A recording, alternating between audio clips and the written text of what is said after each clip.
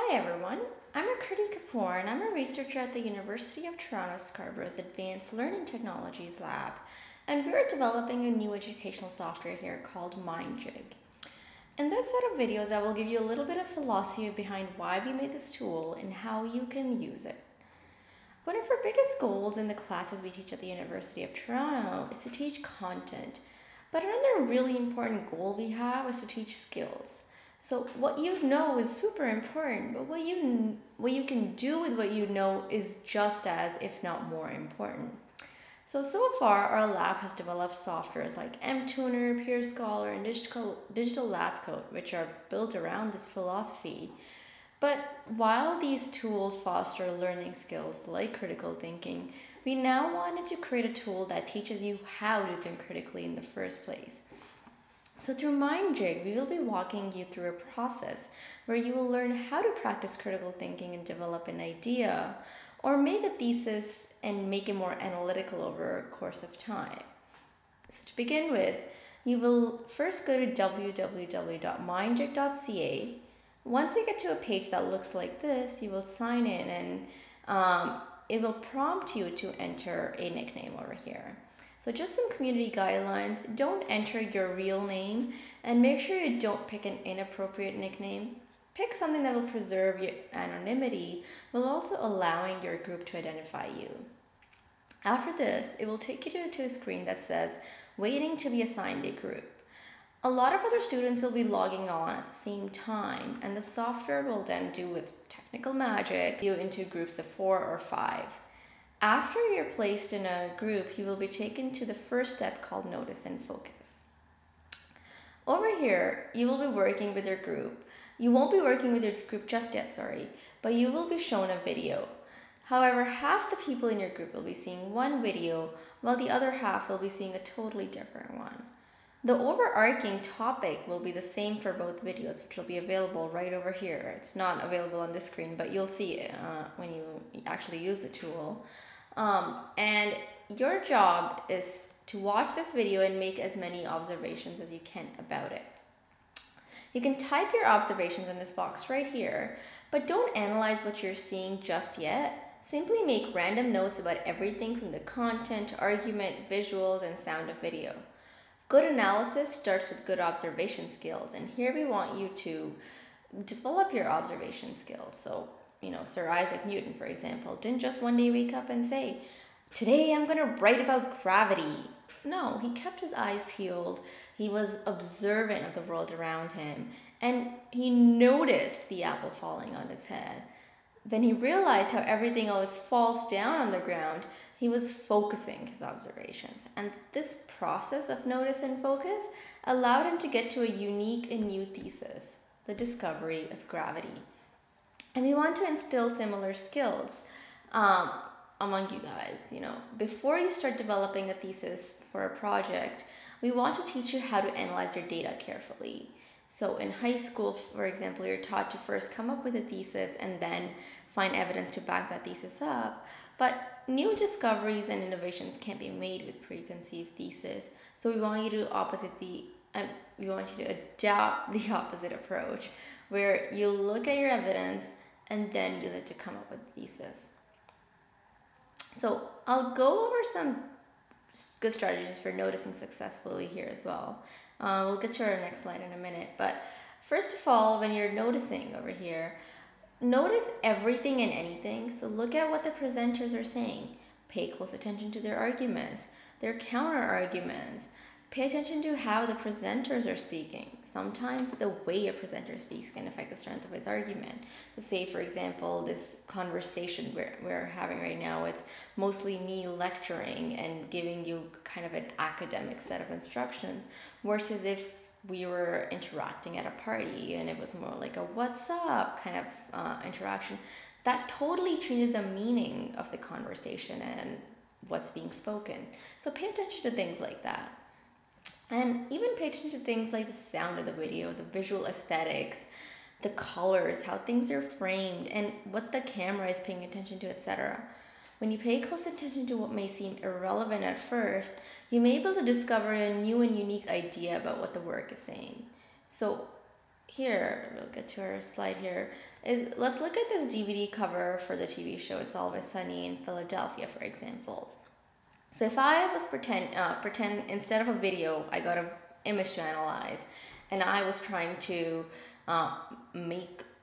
notice and focus this picture, I might say I see there are 5 smiling faces, 4 of which are men.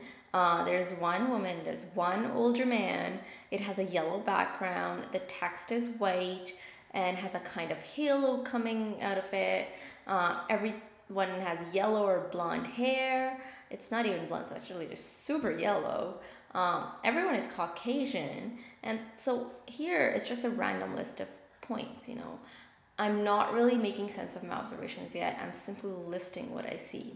I'm not even interpreting anything yet.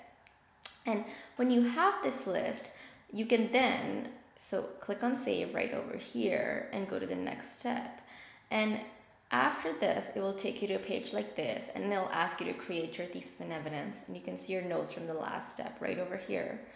And what we want you to do is back the thesis up with 1 evidence point. You'll only have 250 characters to write your thesis and your evidence.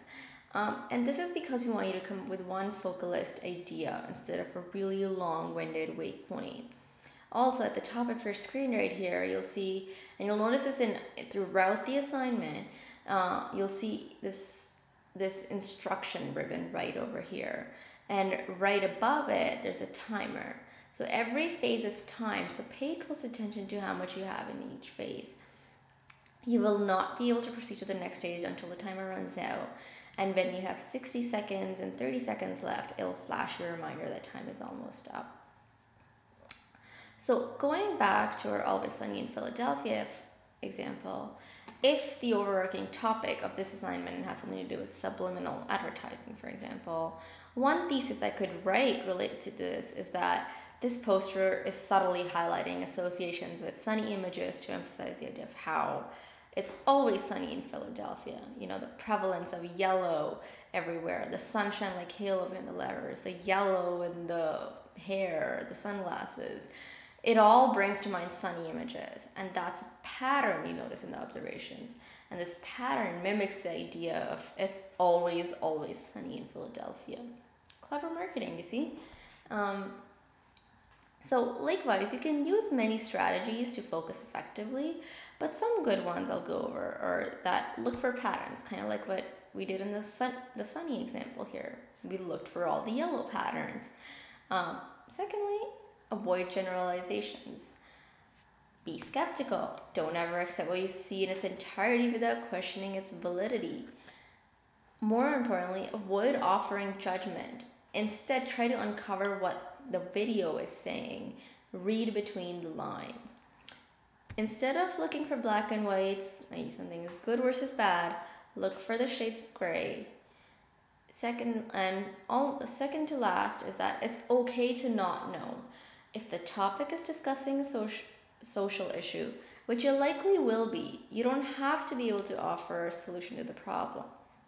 Nobody has all the answers to the world's biggest problems.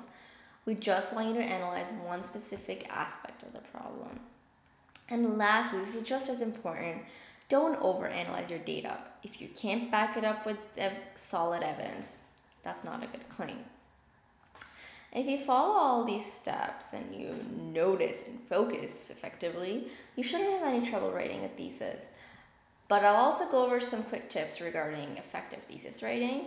A good thesis should look at the data, which in this case is your video, and try to uncover something new about what it is saying. It should ultimately answer the inevitable so what question.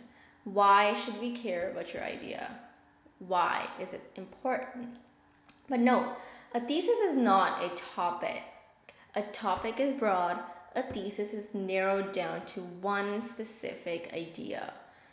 A thesis takes a definitive stance against a topic. It is essentially something that can be argued against. But also important to remember is that it should be something that someone wants to argue against. So, you can technically argue against a statement, junk food is healthy for you. But in reality, how many people will actually argue junk food is healthy? Something to think about. And A good thesis includes why. It takes a stand and includes the most important reasons for that stand. A thesis presents your well thought out theory on the topic and how it works in the given video. An excellent thesis is complex. It takes a definitive stand, yet it also takes into account how complication, contradictions, and exceptions affect that stand.